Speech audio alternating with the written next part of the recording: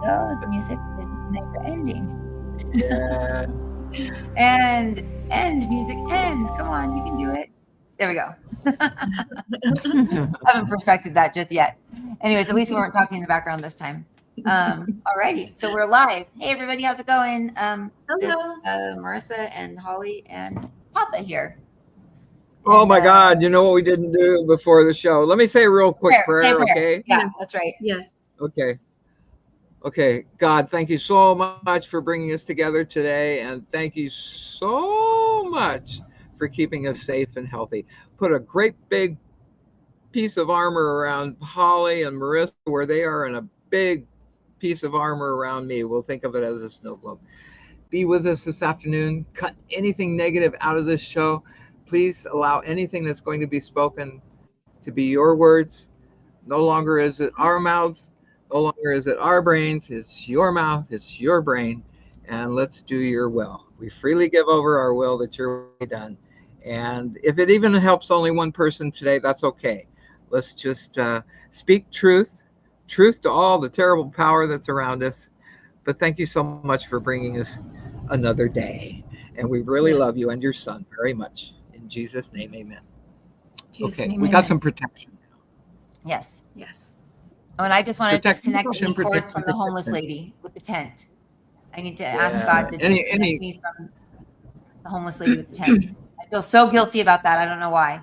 It was one of those moments, where a homeless person comes up to you and asks for money, and like I was Yeah. at the Goodwill buying like 30 pairs of pants for like $48, and I was like, oh, $48 for 30 pairs of pants that I don't even need. Like just saying that to the girl, and I was laughing. I was like, I need to get rid of a bunch of stuff because it was Dollar Day at the thrift store. And this lady walks up and she's got this tent and she's like trying to shove it in a bag. And she goes, I live in the tunnels and my tent burnt down.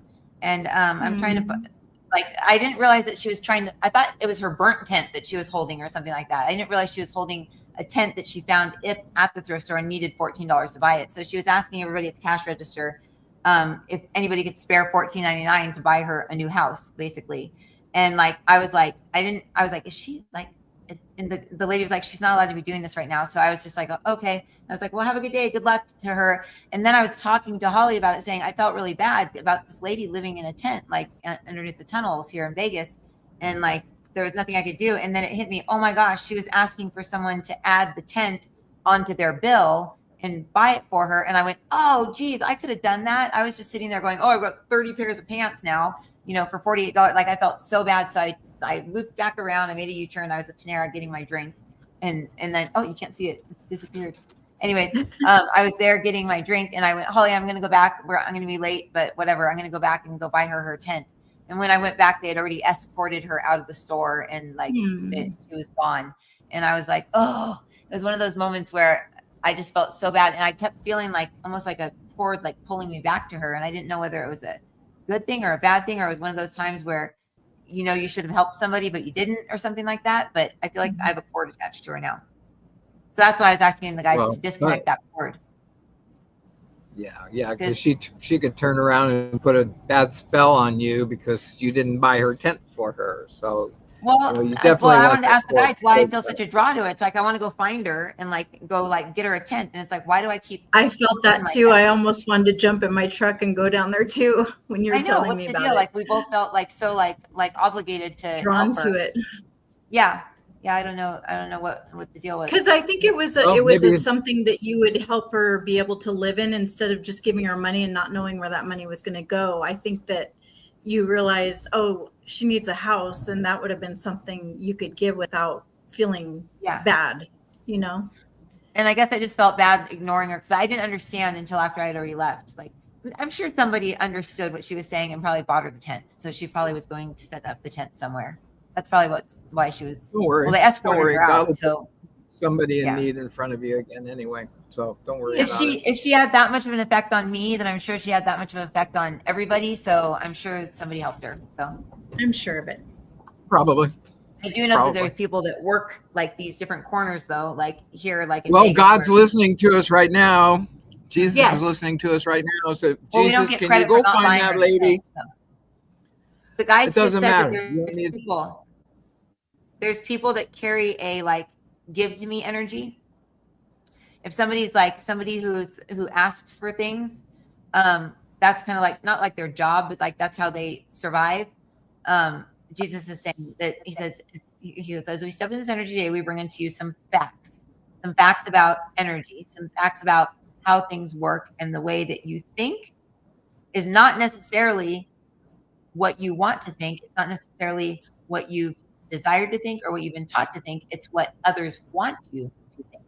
There is something called a mentalist, somebody who's a mentalist, and they can place thoughts within your mind. They can place thoughts within the gaps between the thoughts within your brain. And many people are very skilled and very gifted at placing these thoughts within you if you are not completely and totally grounded. You were stressed. He was talking about you were stressed because you felt like you were late, so you became ungrounded. So somebody who's thinking, buy me this, get me this, buy me this, get me this, and they have the ability to slip the thought into your mind, this thought will become a thought that you think is your own. And then you'll obsess about it until you complete it. Just like you say, oh, I'm going to go get a piece of cheese from the refrigerator. And you go get the piece of cheese and somebody distracts you. And then you have to do this and you have to do that. And then, oh, I got to go get that piece of cheese. And then until you finally get that piece of cheese, even if it's 10 hours later, but you have the thought in your mind until it gets completed. So this is what's going on right now. Your brain says, oh, I need to buy a tent for lady. And so you didn't buy the tent for the lady. So you keep thinking you need to buy the tent for the lady. There's no need to attach an emotional outcome to it in that you failed because you didn't buy the tent, or you didn't do a good thing, or God's going to be upset with you because you didn't buy the tent. It's just a simple, pure and simple fact that the thought entered into the mind and the mind thinks it's its own. So all you have to do is say, okay, brain that thinks that I need to buy the tent, I bought the tent. It's done. It's done. It's done. Boom, done. And then your brain will say, okay, I don't have to think about that anymore. But you have to say it's done 3 times, because that will tell the subconscious mind that it is done. That's interesting. Well, Jesus, if you're listening, if the lady is still in need, please send somebody to her that will help her out. If she's a con artist, do what you will. This is not a con artist, but people have a certain level. They have to have a certain level of thick skin and con artistry to survive in a situation that she's surviving in. She could go into a home or a place, but wants to live a lifestyle that she wants to live, so chooses to not be in a place where she's told what to do. So survives in that way. Yeah, I imagine there's a lot of homeless shelters throughout the whole Henderson, Las Vegas, what's all the little towns around there, or the different communities. But I'm sure that there's homeless places. All you got to do is walk into a police station if you're homeless and say, you know what, I got no place to go. You're not allowed to drink. You wherever it is. They're full right now. I think they're really full. Yeah, that's their problem. Pam says that's homelessness is hard. Probably why they're homeless. Well, it's usually drugs or alcohol or something. See, she says, Pam says, that's why they don't want to go into the economy. Unfortunately, the economy really kicked people to the curb too. Unfortunately, yeah, that's the sad part. And then I think once they're out there on the streets, I think that's their options. Like what do they do once they're out there? I think there's a certain type of people that will be homeless, and then there's other people that will not be homeless because they'll use people or say like, or like a woman will be like, oh, I'm going to be with this guy, even though, he's gross and old. I met this one girl, and she was completely a homeless person, met this old, gross guy. What's that? Oh, I heard a guy's voice over there. I thought it was Papa's voice. But she went home with this guy. He was super disgusting, super gross. And like, he would like take care of her. She called him her old man or something like that. But like she was homeless, literally lived like as a homeless person, and would meet people that would take her in or whatever. And then that's how she survived. And it was just very strange, very, very strange life she had to live. But everything was about, like, she was a gypsy. She was a real gypsy. And she would just use people and take their money and then make up all these stories and tell them that she needed this and she needed that. And they would do it for her. These are like lonely people or whatever. So, it's very interesting. I've spoken about this before, but this is how my Christian men's group broke up way back in the early 2000s. I was just thinking about this morning. Yeah, share that story. yeah, this homeless guy, saying, praising God and praising Jesus or whatever, goes over and he goes to the church. And I think Don, the pastor, said, well, why don't you join one of the men's groups? One's on Monday and this might have been on Sunday or whatever. So he comes to our men's group and he falls asleep, during our discussion. We go, okay, fine. But anyway, he was homeless. So somebody wanted to help him. Somebody in the church tried to help him, but they had young daughters. But they're a little skittish about helping him, but they helped him and let him come into their house. Then he started taking showers and walking around the house naked. I mean, geez. It was just absolutely terrible. I mean, it just freaked out everybody in the family. They felt so bad because they had to kick him out. And then he was coming to our groups, but he would always fall asleep. And it got to the point where one by one, somebody wouldn't show up. We used to have 13 total in our group. And it finally got down to like 2 or 3 because nobody wanted to come with this homeless guy there. He was only there to panhandle money because he was always so broke, didn't have any money. He wanted, I know, to scam Christians because Christians have a big heart and scam artists know that. So or they don't have a big heart and they pretend to have one and just are dumb if they're trying to be a good person or something like that. No, they know that Christians have a big heart. Christians have a big heart. So Christians are bound to help people. It's in their nature. And no, but what I'm saying is some Christians don't have a big heart, but they pretend to have one. Oh yeah, that's true. That's true. I mean, that's probably prevalent. It's probably all of them, most of them. But anyway, no, I don't know. I just don't. I don't give to anybody anymore. I just don't. I can't. I'm trying to think. Recently, I gave some. Like yesterday, I bought some. A lady was selling some pastry on the side of the road here in Mexico, and I was going to San Blas, and so I passed her, and I saw how much she had on her table, and she was sitting at a little table on the side of the road with an umbrella over her. And then when I came back from San Blas, I looked over at her table and it was the same amount of stuff was there. So I pulled off on the side of the road and I went and bought a few things from her. And then I left her a tip. So I thought, okay, that'll help her too.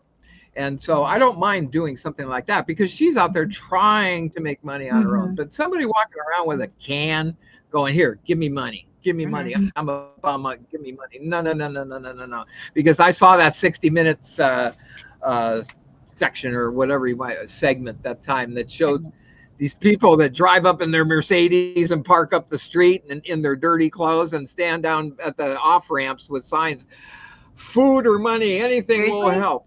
I actually saw that happen in Escondido. There was a guy on the corner. I saw 30 and everything. Yeah. And he was done for the day. The sun was kind of going down. I went in to the grocery store. I came back out and he was pulling off his hat and his jacket real quick. And he was like running towards the parking lot. He got into a Porsche. Oh my gosh. He got into a Porsche right in front of Ralph's. I couldn't believe it. Yeah. I saw a guy in Encinitas. He ran up the hill and got into a brand new red truck. And I'm going, oh my God.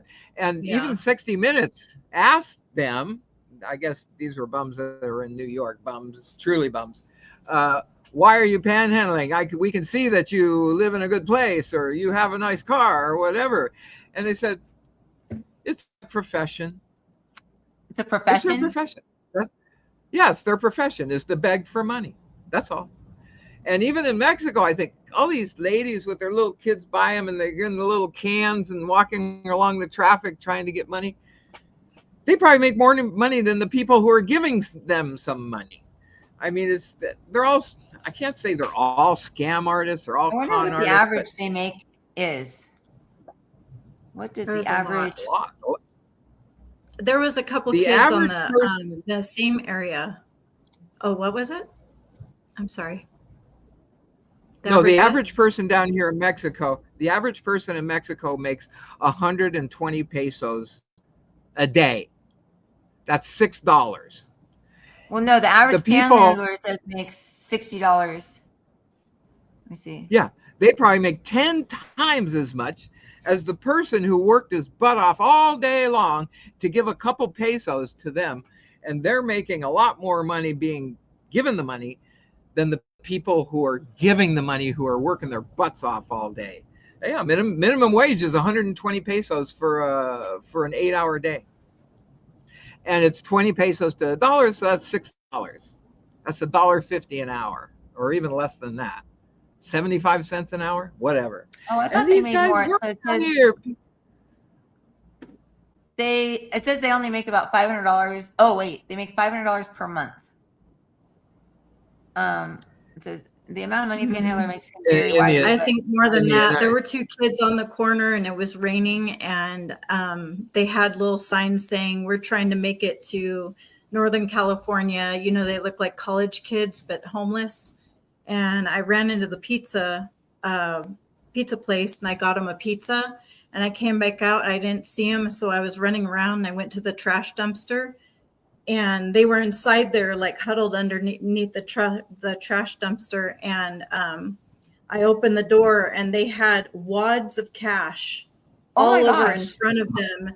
And I was so mad because I was so broke at that time. That was when I was like divorced and I had the kids, and I was trying to I was living in a shelter myself. And I was like, I could use that money. And I dropped the pizza down and I was like, have a nice dinner. And I was just like, I was so mad because I didn't have much money, but I went in and I bought a pizza for them. I would have made them pay me back. I felt bad for them. And it's just, I think that's the last time I gave money, because I was just like, people out there, they're making, a lot of money, You're like, every once in a while I'll see somebody that I feel bad for, but I don't give like I used to. What the guides are saying right now about, yeah, let's see what the guys have to say. So what they're saying is that what we do is since what everybody does is we all project, right? So they're saying that we will project obviously the way that we would want. So you were broke, Holly, you were living in a shelter, and then you're thinking like that's what you would want done for you. So you're thinking they're broke, they're living in a shelter. So we always see people kind of in the way that where we are, So I was like, so if you're like a trustworthy person, you're going to see somebody and you're going to trust them.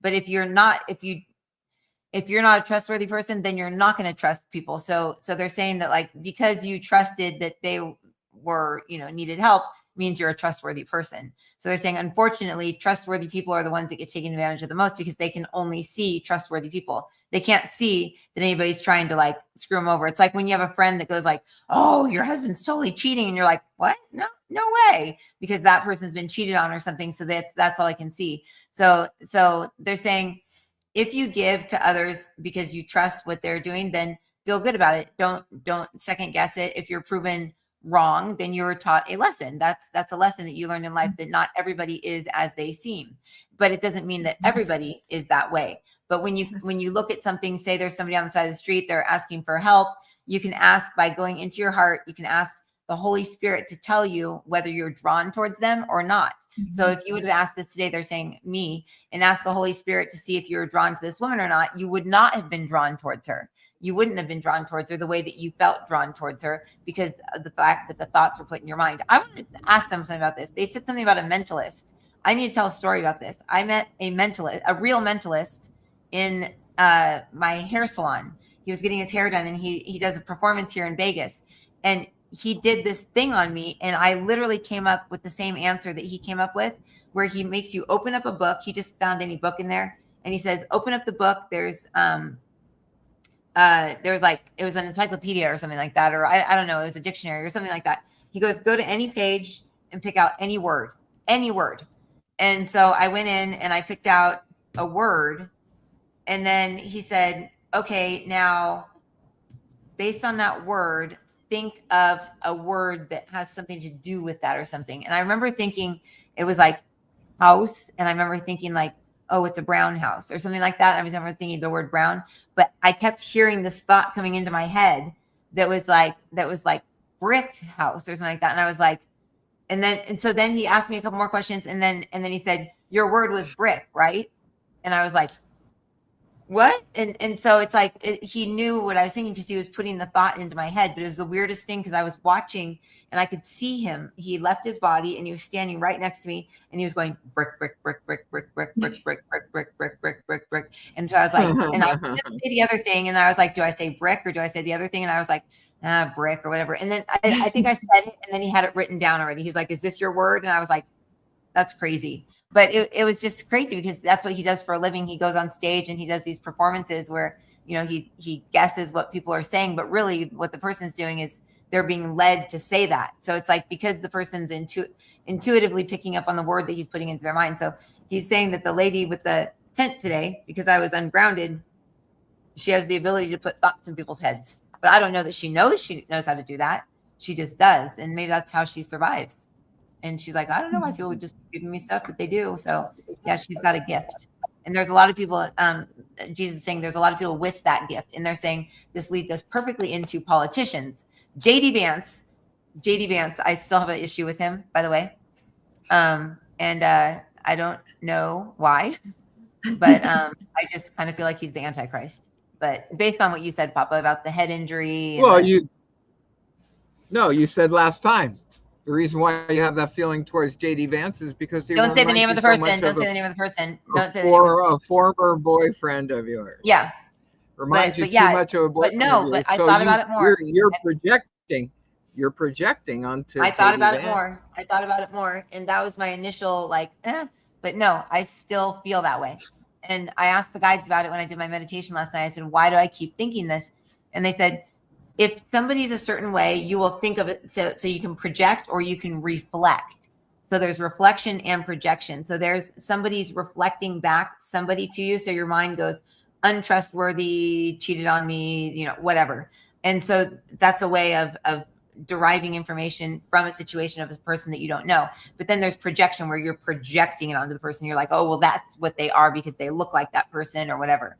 But there's reflection too. So, you know, when you meet someone, you're like, oh, they remind me of this person or they remind me of that person. Then you trust them. And that it's rightfully so because they're a trustworthy person because they remind you of somebody else. You have to figure out whether it's a projection or a reflection, though, because the reflection would be you're getting information about them so that you know you can trust them or not trust them. So I still think that this guy, no matter what, is out for himself and his family and for success and wants to succeed and is going to succeed no matter what. And I still feel like if he was to get hired as like Kamala's vice president, that he would fight for her too, because it's his job and he's going to do his job and he's going to do what he's hired to do because he's good at what he does and all that good stuff. So I just feel like there's no, what's that word? Not faithfulness. What's that when you not, is it faithful? You have no faith in him. Oh, well, part of the word, faith. You have no faith in him. He'll make the country a great place, but they also said that everyone's going to love the Antichrist. Right? Well, and you don't love him, so he must not be the Antichrist. Well, I hope not, but I just get a weird sense about him. Everybody loves him. Everybody loves that guy. But yeah, so I don't know. Not everybody. Anyone I've talked to is like, if you're a Democrat, you can't stand him. Oh, seriously. Okay. Half the country does not like him. But wasn't he a Democrat? They're probably Republican. Democrats wasn't he don't like him. Huh? They call him the man with the cat talking about cat ladies. No, he's basically been, according to what he has said about himself, bringing himself to the American people, was he's basically agnostic when it came to politics. And he got out of the Marines. He had been there for 4 years. Actually fought in Iraq and Afghanistan, maybe just Iraq. And then he came back and he went to college and he got done with his college in 2 years. Can you imagine? Oh my God, I did it in 3. But it's very, very hard. Of course, then again, I did have some credits from 2 years of junior college that I really didn't earn. But anyway, he did it in 2 years. And then without any sponsorship or anything, he was accepted into Yale for his just academically. And he completed his studies at Yale, became an attorney, but did not work in law. He went to work for Who's the big guy at Apple? What's the guy's name at Apple? It's not Steve Jobs. Who's Oh, Thiel? He went to work for Peter Thiel. Peter Thiel, and what he did was he started raising. He is sort of like a fund manager that would raise funds to help charitable organizations. He made a lot of money out of it, but he was raising the money for the nothing wrong good with making reasons. money. And while he was at it, he wrote a book about his life, about growing up in Appalachia.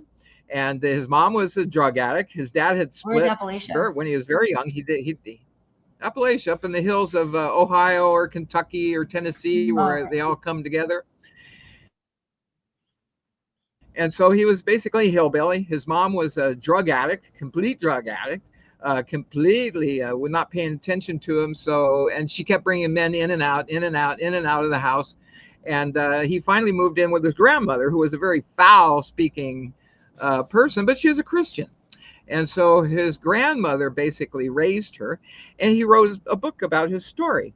And the book did very well. It sold well. And Ron Howard read the book and said, this will make a great movie. So Ron Howard made a movie on Hillbilly Elegy. If you don't believe me, go into Netflix and watch it. So that story was the story about J.D. Vance. And then he decided, his wife talked him into, because he was altruistic, so to speak, because he liked helping people who were down and out. She suggested that he run for office. Well, he only had about a 2 or 3% approval rating. I mean, there's so many people ahead of him running for senator. He was a nobody. But in his travels, he had come to know Donald Trump Jr. So Donald Trump Jr. talked to President Trump and said, this guy's really a good guy. I mean, he's really a good guy. He's done all this, but nobody even knows who he is. He's only got like a 1%. So Trump endorsed him, and he won senator. He became senator.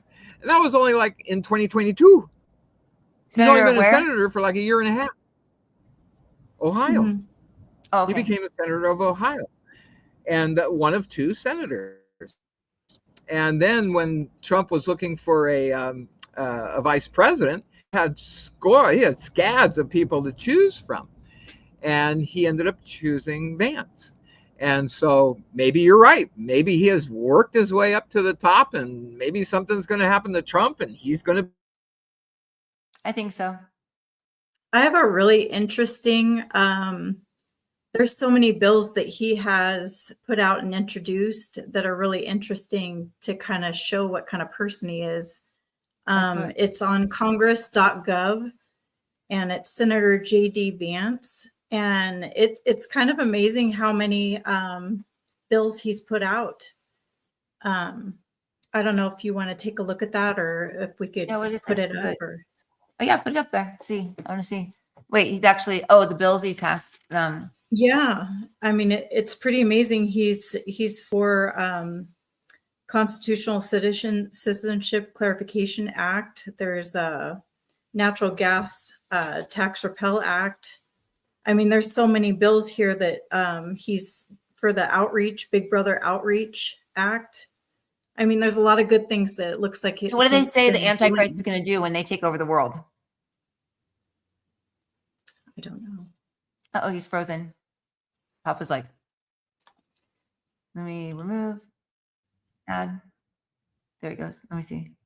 I mean, this is what I like to see. I like to see like facts, about someone. Instead of about the person. See, I'm going off of like when I look at him, insides. I kind of get a strong feeling, but at the same time, if you look at him for longer than like a second, you're just like, oh, he could look really mean, or like he. I don't. It's just there's something in like when Papa said something like if like something was to happen to Trump, he would become president. And I just got this like sinking feeling like he's not the type of person that would like stop the CIA from killing Trump, because he would get to be president.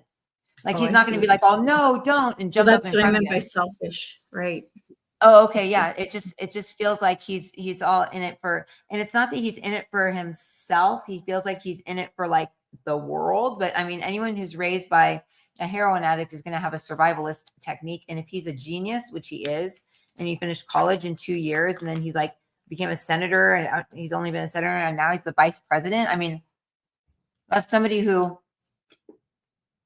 is going to succeed in the world. And I'm only just going off of what Papa had said about, like, you know, someone in the Bible, they said someone was injured to the head and they survive, and they're the ones that usher in the Antichrist. Elon Musk kind of fits the bill too for that too, but I tend to like Elon Musk. Oh, there's Papa here. Oh, there he is. He's not frozen anymore. There he is. Yeah, I think our electricity went out for a second. So, you know, You were frozen like this. It's not. I don't think it's. Yeah. I think our electricity went off. Oh wow. No, actually not. The light's still on there. I don't know. I want to talk about Elon Musk for 1 second too. Oh, man, I like was what watching Elon the Musk show that we did on him, and the guide said, like 18 years ago, or when he was 18, he like almost died. And when I looked it up and researched it, he actually was like in a safari accident or something and almost died. So I asked the guides, like, does everybody that almost dies get a soul swap? And they said yes. So like anybody that you see like on these shows that have like these near-death experiences or the out-of-body experiences, they have those because their one soul leaves and another one comes in. So that means that I had some sort of soul swap too in 2008, because that's when I had the accident. And then Holly, didn't you have some sort of weird out-of-body thing happen to you too when you're I did. Rob or something? Yeah, I did. I almost passed. Mm-hmm. And a lot of things changed after that. Really? So yeah, things a lot changed of things big changed. time? Everything changed after that.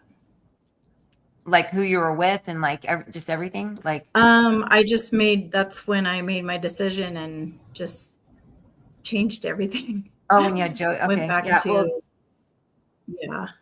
I wonder if I found strength in that, I believe. I'm not sure if I'm not sure if it was I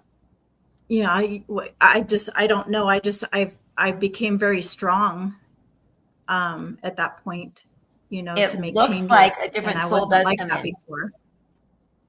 Yeah, they're saying people that like almost die or like car accidents. I don't know whether it's like, me or you guys. You guys are freezing up. Oh, we're freezing up. No, you're frozen, but I can see Holly. We're moving just fine, right? Might be me. Yeah, it's him. It's you. But here, we'll take him off there for a second. Bring him back up there. No, so it's interesting because so many people have all these like life-threatening experiences. I still remember doing a reading for this one girl, and I told her the angels said that they came in and they pushed you 2 inches out of the way so that your life could be saved. And on this date, like however many days ago, and she traced it back to, she was a reporter for San Diego, like Fox News, and San Diego Fox, not Fox News, but the one in San Diego. And she was reaching in to grab something, and her camera person was over on the other side.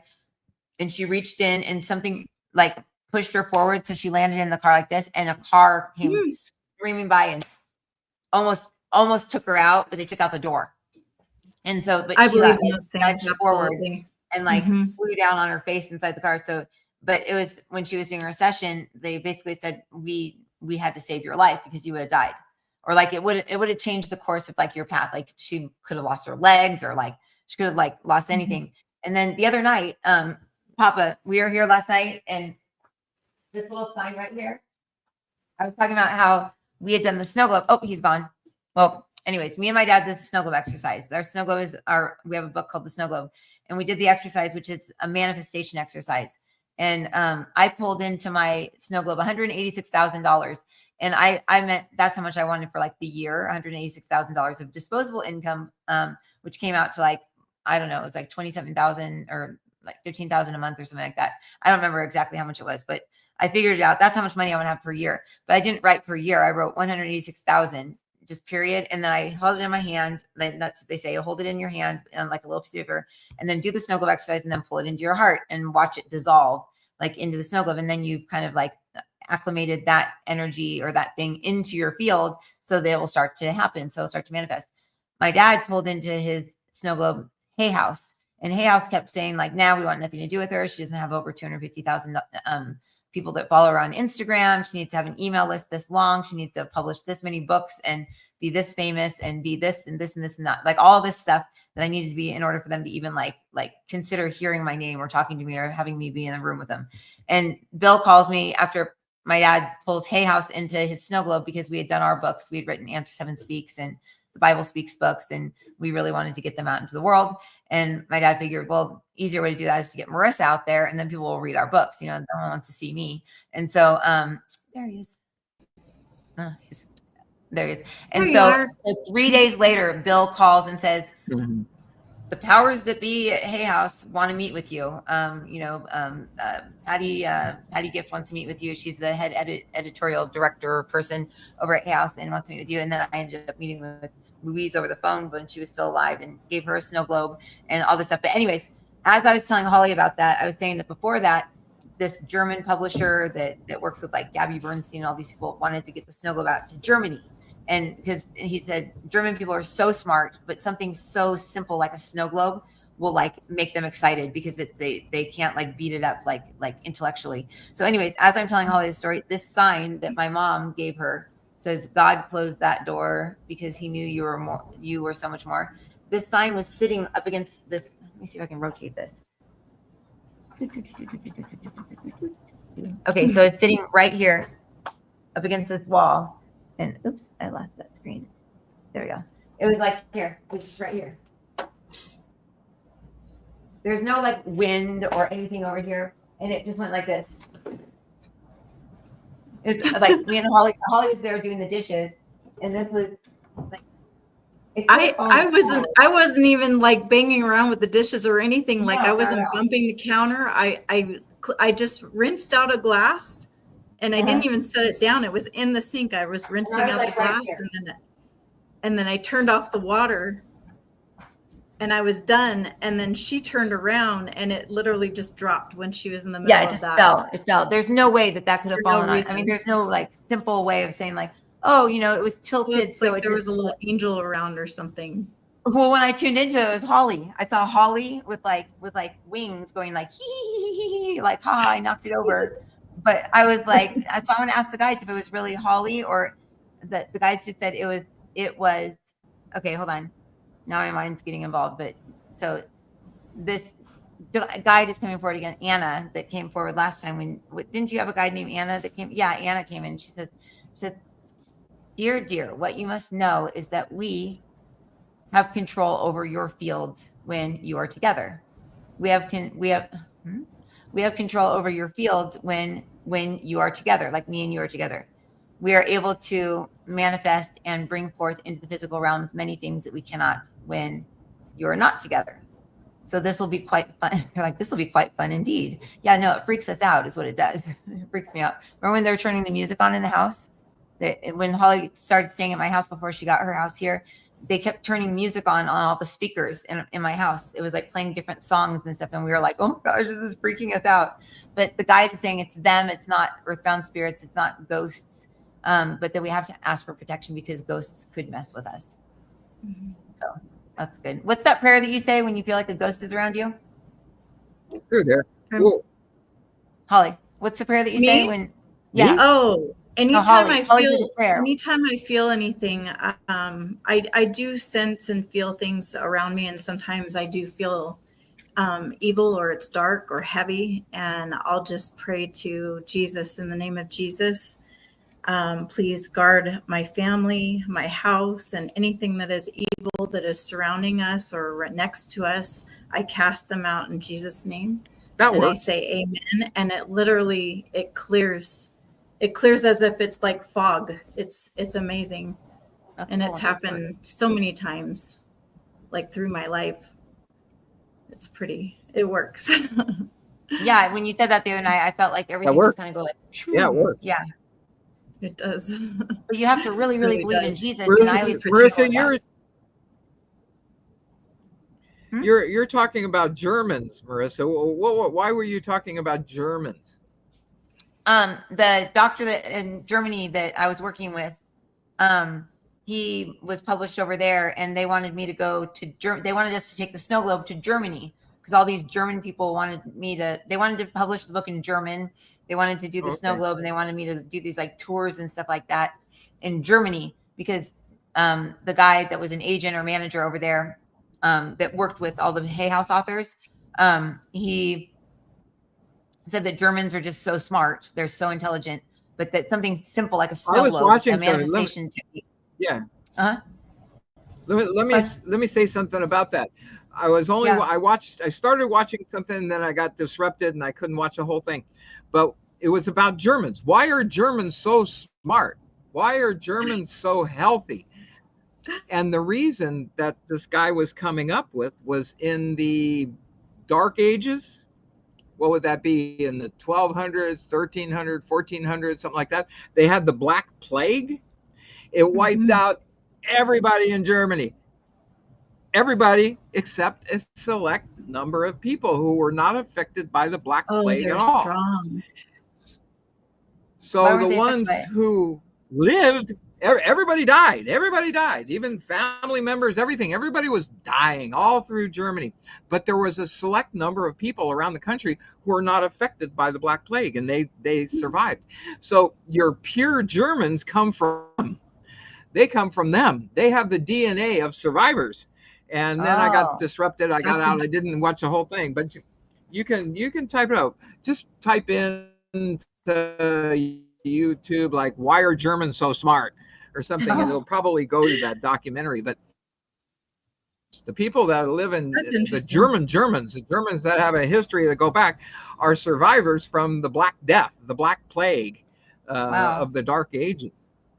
When everybody else was dying, these certain people did not, and they lived. And that makes me think of the Germans are the descendants of these survivors. Well, then there's people from Australia that are like convicts, right? They're the descendants of people who like. Well, Australia was a dumping ground for prisoners, right? Yeah. Australians are proud of it. They came from prisoners. I'd be proud too. I'd be like, yeah, my ancestors were badasses. But then I think about the people are always like, oh, why are people like Black people so like big or strong or athletic or whatever? And I was watching this thing. It's like when there was slavery and they were bringing people over, they like the little tiny people wouldn't survive. So it's like the gene pool was like just big, strong, like big, tall, big people that could withstand, being treated so poorly.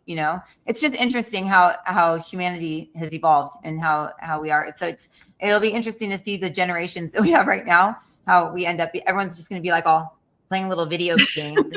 And it's like, it's like we're making the wussiest generation ever. Like, I hope it changes. I hope people we need to change more like health conscious and start getting out in the fresh air and getting their kids out, and I really hope that changes. Well,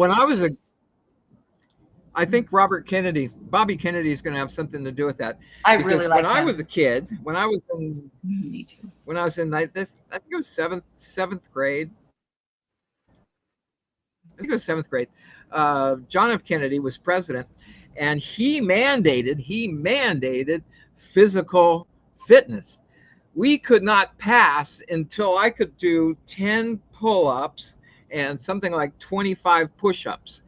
Everybody had to do, it was a national thing. All you baby boomers that are out there, you probably remember when John F. Kennedy was making it mandatory that everybody in school had to be fit. They had to be in physical education. They had to do exercises, all that stuff. And I think Bobby Kennedy is going to probably push for that, especially since they're going to eliminate the Department of Education and send everything to the states so that states can do the education. And he'll probably recommend to most of the governors of the states to get your kids healthy. And that means taking their phones away when they go to school. They can drop them into a box or something like that, and take them out between classes and drop them in the box, and require physical education. And I used to have to run a mile at least once a week. We had to do that in 8th grade to pass our class. When I was in 8th grade, Yeah, we we had to used to do have all to do those that. requirements. And if we They don't didn't do that pass all anymore? those requirements, the pull-ups and the mile run, and I mean, we Yeah, had to do a mile run within 8 minutes, and if we didn't pass it, we had to keep practicing yeah, until we passed it. Wait, yeah, they don't make the kids run yeah, anymore? yeah. No, I don't think they do all that no, stuff anymore.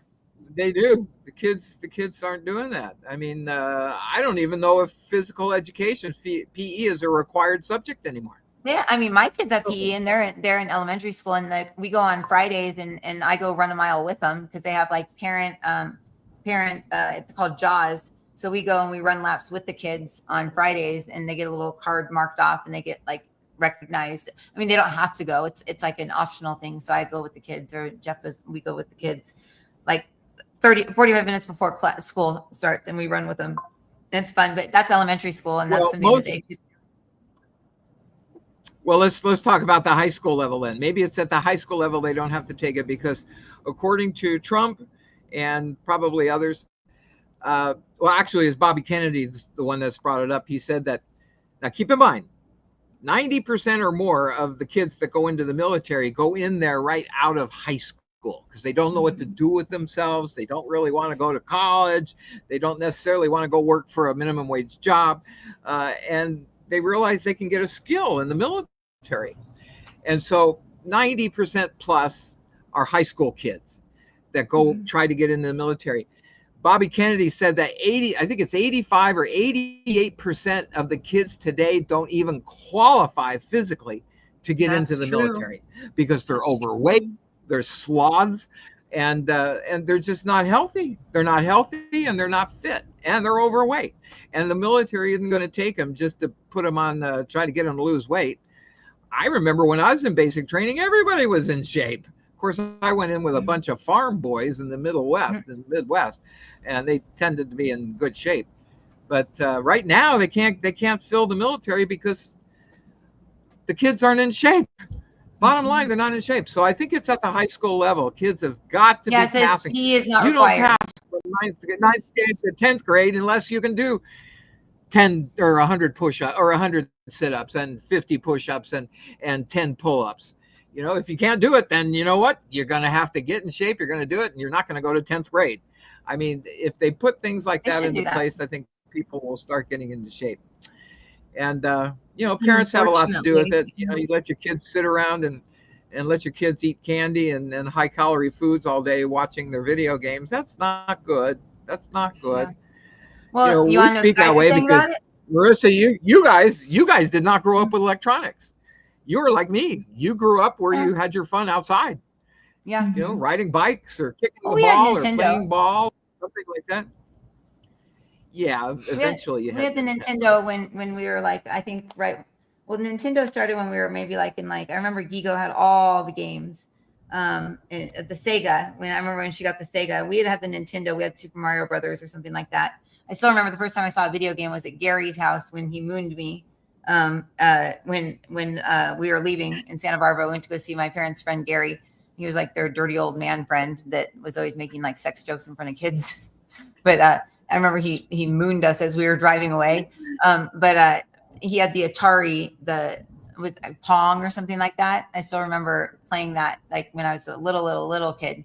But I remember playing Super Mario Brothers. We went outside and we played. We didn't. But Joshua would never want to go outside and play. He always wanted to stay in and play the video games.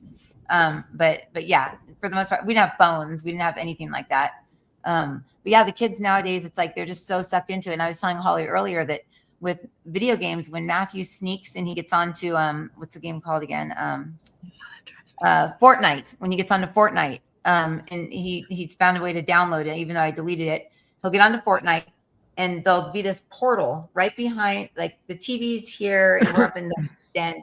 And then there's a big open space over on the other side of that wall that's like a big high ceiling for our front room. We call it the useless room because there's nothing to do with the room. It's just like this useless room when you walk in. The big portal, and I can see people walking in and out of it, in and out. So I'll be like, Matthew, what are you doing? Nothing. Matthew, what do you?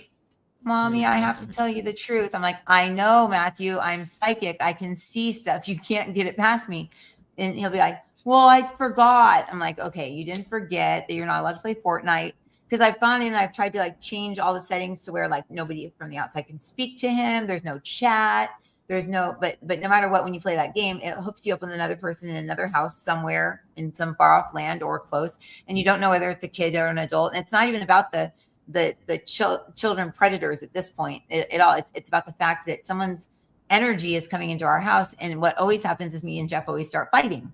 And what I'll do is I'll be like, okay. So what the guides were telling me this morning when I was telling Holly, like most parents are going to let their kids continue to play video games because it's a babysitter, and you don't have to pay attention to your kids when they're playing video games. And you're like, oh, well, they have friends and they're hanging out with their friends, but it's like, but they're not present in this moment here with you or with them. And maybe that's what you don't want that. It feels uncomfortable. You feel like you need to entertain them or something. So you feel like, oh, we'll go play that, and then I won't feel guilty for not entertaining you or whatever. But the energy from one house, say, has like an alcoholic father or something like that, that energy is going to come in through your kid's field of energy. So it's like they have their field of energy. They're playing with somebody over in another house. They link up. It's kind of like me and the homeless lady. We linked up. I was like sharing energy with her because I linked up to her. So the kids, when they get emotional about the game or they get ungrounded, which you get ungrounded almost immediately when you start watching something on TV or just zoning out, you leave your body. Anything can come in, and that energy, say the alcoholic father in the house of the person that your son or daughter is playing with, that energy comes into their field. Now their field, you're going to be like, why are you being so offensive? Why? Or are you trying to drink? Are you wanting to drink? It's like you start accusing your son or your daughter of things that came into their field through someone that you don't know, that you never will know. And then also I was telling Holly that the guides were saying that there's no resolve to things. Like, it's like when you finish playing a game with them, there's no like, bye, it was great talking to you. It's kind of like all boom, done, over. Like I play this game, it's like a fruit game, and you stack little fruits on each other, and that 2 apples turn into an orange, 2 oranges turn into a mango, or, whatever. And you try and get as many watermelons as you can, which I've only got one once, but anyways, besides the point.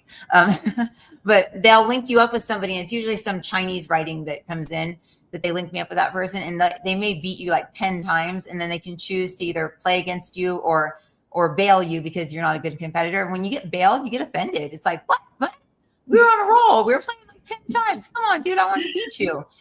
And then it's like, you get like, but you're connected. It's there's a connection there, even though you don't know who they are, you don't know anything about them. But I found that when I was playing that little fruit game, that I was like really like weird. I mean, I'm always really weird, period. But like I was really, really weird. It's like I didn't know how to feel, and like I was like, my energy wasn't regulated. It was just weird. And I asked the guides, and they said it's because you're playing the online fruit game. And I was like, oh, okay. Here I am preaching about it to the kids, and I'm sitting here playing that with people that I don't know. And it's not necessarily all bad. The guides are coming in. They're saying, this is what we'd like for you to understand. The energy, no energy is bad. No energy is good. It just is. So if an energy comes into your field, the key is understanding and knowing that energies outside of you can affect you in a way that think that they're your own energy. So if somebody is in a very bad mood in a home, in that home, their child is playing with your child, or their adult is playing with your child, or whomever is playing, and those two homes are linking up, on your soul's path, you may have never chosen to or wanted to deal with XYZ energy. So aggravated assault energy, or even pure desire or lust or love, or the energies that are coming from that home. Your soul never chose to have to deal with those. So you'll be affected in a way where you won't have the defense mechanisms for it. You won't have the ability to block it. So you'll get fanatic. They're saying like manic. You'll get manic, and you'll be like, why do I feel this way? And your brain will go, okay, why am I feeling lust? Why am I feeling lust? I'm married to someone. I've been married to them for 20 years. I've got children, but I'm feeling lust, and I don't know why I'm feeling this. It must mean that I want to cheat on them. Now I'm a bad person. And now and our mind runs away with us because we get these emotions and feelings that we've never had before, that we don't have defenses for, that we never planned on being around people that had those emotions or feelings, because we are what we hang out with. We are what we watch. We are what we eat. Just as we said earlier, garbage in, garbage out. So if you watch garbage, then your life will be garbage. If you hang around garbage, then you will be garbage. If you listen to garbage, then all you will hear is garbage, and all you will speak of is garbage. So you must understand that you must treat your eyes as if they are the most delicate piece of your soul that there is, because they are. and you must treat your ears as if they are a delicate piece of your spirit, because they are. Your spirit hears, your soul sees. And you must understand that in seeing and hearing things around you, this is how your body creates, because your body is the creator of your reality, and you see what you see based on what you have seen and based on what you have heard. So when you've seen and heard certain things, whether it be a gory movie, a murder movie, then next time you're out in the dark, you're like, is there a serial killer in lurking coming out to kill me? Because it really reminds me of that movie that I saw that one time. And your subconscious doesn't know the difference between whether it happened or it didn't happen. It just knows that it happened. If you read it, if you saw it on TV, your subconscious mind believes that it has already been there. It's already done that. So this is the one way that things are kind of helpful, in that if you want to watch something on television and your brain thinks it's already experienced it, it won't likely create that in your reality. But if you have an infatuation with this, or if it's something that you need to experience on your path, it'll accelerate you towards this happening. Not to say that if you watch serial killer movies that you're going to be a serial killer or have somebody kill you, but it's the emotions and the feelings that are experienced during this that you will recreate in your life. So be very, very careful with what you watch. Be very, very careful with what you listen to. Be very, very careful with who you hang out with. And these kids hanging out with people that they don't know who they are is an issue. It's a big problem, and it is Satan's playground. It is Satan's playground indeed. Let me see. Back. Yes, it is. There we go. Okay. Yeah. And all the parents are like, la la la, my kids continue to play video games. So they're not listening to me, but No. Well, I didn't prepare up any videos. I know the show. Mm-hmm. I don't know if anybody hears me. Can anybody hear me? Yeah, we can hear you. It's just a small delay. That's why we're all like, oh, yeah. Like, there's a little bit of a delay. Yeah, we hear you. I noticed on Marissa. I don't know whether it's my Wi-Fi or what, but Marissa, you keep kind of like breaking up and pixelating a little bit, even though your voice keeps coming. The video is kind of freezes you, and then your sound also sounds like it goes into a tin can briefly. Holly, are you experiencing that, or is everything been real clear with Holly or with Marissa from your side? Everything sounds pretty clear over here. Yeah, it's clear. I'm watching it on YouTube, and it's clear. It might be mine. No, it might be mine. I might be a little bit far away, or our modem might be blocked a little bit, so I'll work on this and being a little closer. Okay. But anyway, I don't know. I just feel like I didn't send anything over to you because we're supposed to be watching things that are in the news, and then Marissa, you channel that kind of give us an update on what's coming from the other side. But I just feel like God let Biden come in 2020 so that all the evil could expose itself. And I believe that's what's happened. And I believe that things are going to get really, really, really good. I think we're going to go back to the 50s and the 80s again, and people are going to be happy, and things are going to be really, really good. So I'll try to get some videos for us to look at tomorrow, and then I have something to ask about. Go ahead and ask it. Biden said that the one country that I thought was Germany, but it was Russia, or vice versa, or whatever. The ones that are in Ukraine war together. Yes, Ukraine. Yeah, Ukraine and Russia. Jeff said that he declared that they can use like long-term weapons or long-range weapons on the guys that they're yeah. That he today, ordered something. He's crossing. Yeah. I mean, they are just bound and determined. This Biden administration is so war hawks. They're just bound and determined to get us into a nuclear war. So So why would they Putin do that and right Trump before? are talking. So they really did. So they ordered that the other country could like shoot them with long range weapons or whatever. And Jeff was saying something like a lot of people think that we're already in like World War III. Yeah, and that's what Biden wants to do. Yeah. So what? So he can stay in office, or just like to say like, that doesn't make any sense to me. Why somebody would want to do that? But so the guys are coming in. The evil. Evil's working. Evil's working through him. Yeah. Okay. So this is what the guys are saying. They're saying what we must understand is that if people are thinking, oh, we're already in World War III, or we're already here, we're already there. A lot of people see the negative side of things, and a lot of people see the positive sides of things. There's two ways that the world can go at this point, and there's down or up. And it all depends on the collective consciousness of the human beings. In 2020, the human beings' collective consciousness created the pandemic. You all created that with your minds that think only negative things, because you are there to protect yourself. You want to protect yourself. So you walk into a room and you think, this person could hurt me, that person could hurt me, that person probably won't hurt me. I better pull my kids closer so that I can keep my kids safe because that person could hurt me. So you are constantly running through the most negative things you could ever possibly imagine the second you walk into a room. You continue to run negativity through your minds out of practice, out of habit. When you're talking to another individual, are they telling the truth? Are they lying to me? Will they make me look stupid later? Will they make me look dumb because I believe them? And there's this shrewd type of negativity that human beings have because we've been spited so many times. We've been hurt so many times. We've been drowned so many times in our own lies and others' lies. And what we're trying to do is to not feel stupid. And this is for the lack of a better word. This Peter said, I don't want to feel dumb. I don't want to feel dumb. What if I look dumb? And Peter's like, who cares if we look dumb? And it doesn't matter. And Peter's saying everybody weighs everything on, am I going to look dumb? Am I going to look stupid? There's people that are supposed to be together, that true loves that are supposed to be together, but they're afraid of looking dumb, going to tell the other person, oh, I love you. I'm so sorry that I did these stupid things. Please, please, please. I love you so much. Don't leave me. Because what if the person says no? Then you'll look dumb. And so what we must understand is that pride is an injustice to the soul. And when we have pride and we don't want to look dumb, this causes a blockage in our soul's path. And unfortunately, many people in the United States don't want to look dumb. Everybody all over the world doesn't want to look dumb.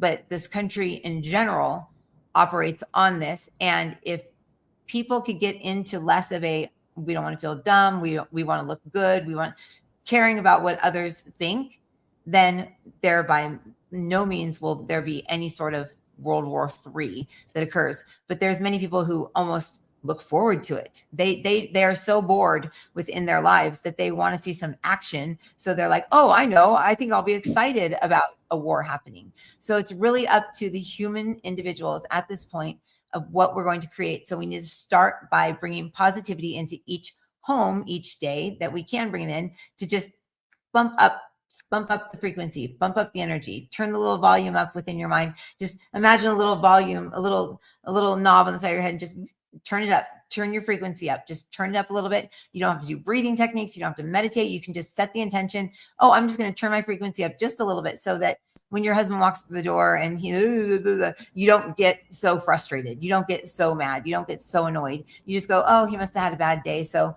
I'm not going to feed that. But usually it's like, oh, really? What? So you're not going to respect me and say hi to me? And this just things that the fights start, then the kids hear it, then the kids go out and they're in a bad mood, then they rubs off on other kids. So we all affect each other. It's like a tidal wave. When one little pin drops, it's like a tidal wave of energy that goes out into the world. So we must take responsibility for our own emotions, our own feelings, our own thoughts, our own desires of what we hope for the world. And we must ask that saying Christ, the guides, our higher self, ask your higher self, ask Christ to step into your body completely and fully, 100% into your body. Ask the Holy Spirit to connect you to source. Ask your 2 feet to connect you to Mother Earth. And as you're connected to the earth, as you're connected to the Holy Spirit, as you are within your Christ body, living in Christ, you will have nothing but positive feelings, positive emotions, forgiveness, compassion, strength, truth, courage. Courage is a huge one. When we do not have courage, the world will be, there's Jeff. Do you like my ring for Jeff? It's like an alarm. Anyways, if there is no courage, then the world really has no future. Luckily, many of these children that are coming in at this time, that have been coming in since 2012, have so much courage that it's almost scary. That the parents are like, oh, here, go play your video game. You have too much courage. But don't stifle out their courage. Allow them to have courage. Allow them to feel brave. Don't say, oh, no. Walk into a room and think everyone's going to kill you. Think everyone's going to murder you. Because that's what we were taught before. but understand and know that this world is entering into a utopian society, not for another 67 years, but understand that the world is changing. It's coming into a place where it will be all peaceful, all knowing, all loving, but it has to go through this bumpy period on the way there. But we have reached the point where we can safely say that there is peace ahead. And that is all we must say. We bless you. Good. Yeah, Well, right. I don't know if you can hear me. I all kinds of Yeah. crazy things. I'll have to find a different place to be tomorrow. But Okay. I'll work on trying to get some videos sent over to you, Holly, or I'll send them over to you, Marissa, and then you guys can figure out what you might Yeah, want send them to over to Holly. play tomorrow. Sounds Yeah. good. Yeah. Random I've person gotta writing the move. most random comments. Yeah, I got to move somewhere else. I think there's a delay between us. If you guys are on here, say hi But so I it's can all see my if the fault. chat's working. Not you guys, the people listening. Thanks, Pam. I miss you too, Pam. I think I'm gonna have to go. That's what I'm gonna say. I'm gonna have to go. My computers told me I'm gonna run out of electricity. I'm gonna run out of power. Oh, geez. And Well, we're I over think an I'm hour really now, so far we're away done. from my Wi-Fi.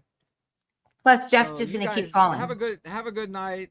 Yeah, have a good night, and I'll see you guys tomorrow. And I'll get some videos off to you tomorrow. Okay. Okay. All right. Sounds good. Thank Okay, you. I'll take Bye. you down now. Okay, love you, Papa. Bye. Bye. Love you, Bye, Pops. everybody. Bye. Okay, we're still here. All right, everyone, go to what's it called? I'm gonna do, if Jeff says it's okay, I'm gonna do that reading for what's her name right now. And it's because we've been trying to do that reading for like 4 days.